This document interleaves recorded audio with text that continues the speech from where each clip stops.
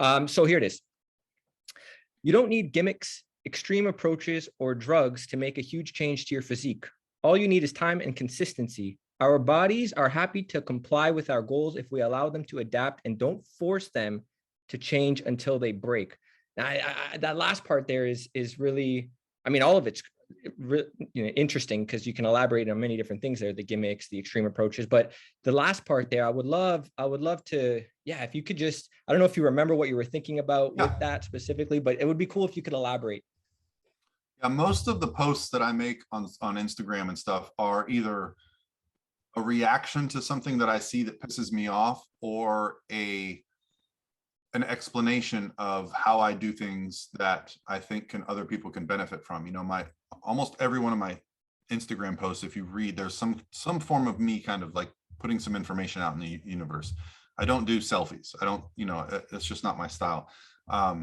So on that post, I mean, if you're talking about the forcing the body to change, the thing that I've noticed the last couple of years, and the reason I think I've had the most successful season I've ever had, which is only better than the year before and the year before. Like every single year as a coach, I've had more and more success. You know, as a coach, I'll give you some stats. I currently focus on competing in the NPC bikini division. Almost all of my competitors are NPC bikini competitors. And a lot of people say, well, why is that? Well, it's natural bodybuilding in the NPC. For me, that's what it is. And when I started coaching females in the NPC, they were using just terrible approaches, you know, way too much protein, not enough carbohydrates, tons of cardio, unnecessary drug use. And so what I started noticing was when I would coach competitors, when they would kind of hit a wall, instead of going, hey, you toughen up and you add another hour of cardio because you didn't drop weight this week, I would say, hold up. We just adjusted your calories and your cardio and you didn't drop weight. You're losing sleep. The weights feel heavy. I said, let's take a different approach. Let's back off the cardio, bring the food up slightly, and let's get some recovery, and then we'll make the next push. Well, lo and behold, that person would look better, feel better, lose body fat, and drop weight, which, you know, from the competitor's perspective, most of them want to go harder. They don't want to back off. So I would get a lot of, you know, well, hold on, coach, does this mean something's wrong? I'd say no. The thing that I've come to realize is that if you push your body beyond its limits, which our brain can do, you can go beyond your limits. You can break your own arm. You can do whatever you want to yourself if your brain will let you go there. So with competitors, we accept, hey, this is going to be hard. So when it gets really hard, we just go, well, this is normal. Instead of going harder, if you just pull back for a couple days or maybe a week, your body goes, oh man, I feel great again. Let's go. Your hormones are happier. Your sleep improves. Your non-exercise activity goes up, and they'll actually usually drop weight. Now, some of that can be inflammation. Some of that can be fluid retention. Some of that can be improved digestion. I don't care. But all I know is when you're in prep and you see the freaking scale go down, you don't care why. You just go, wow, I'm losing weight and I'm eating less and I feel better.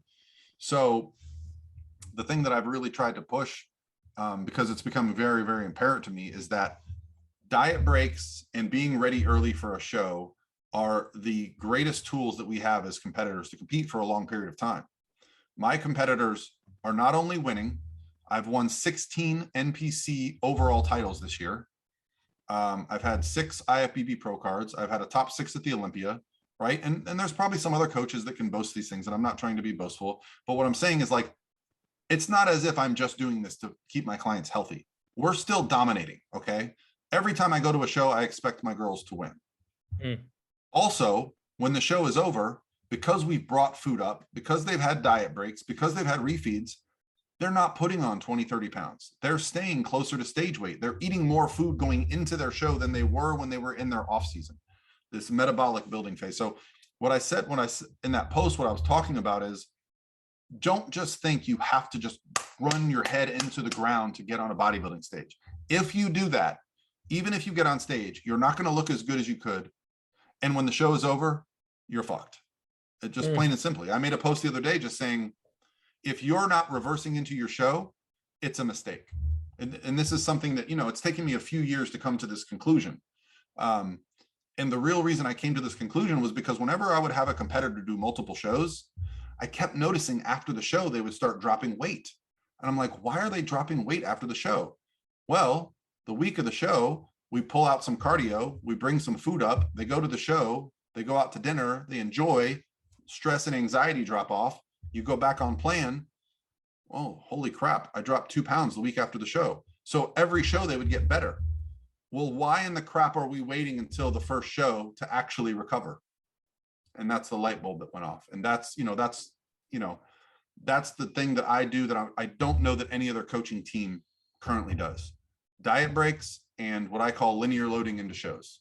And being ready early is a requirement. And it just changes everything about the process.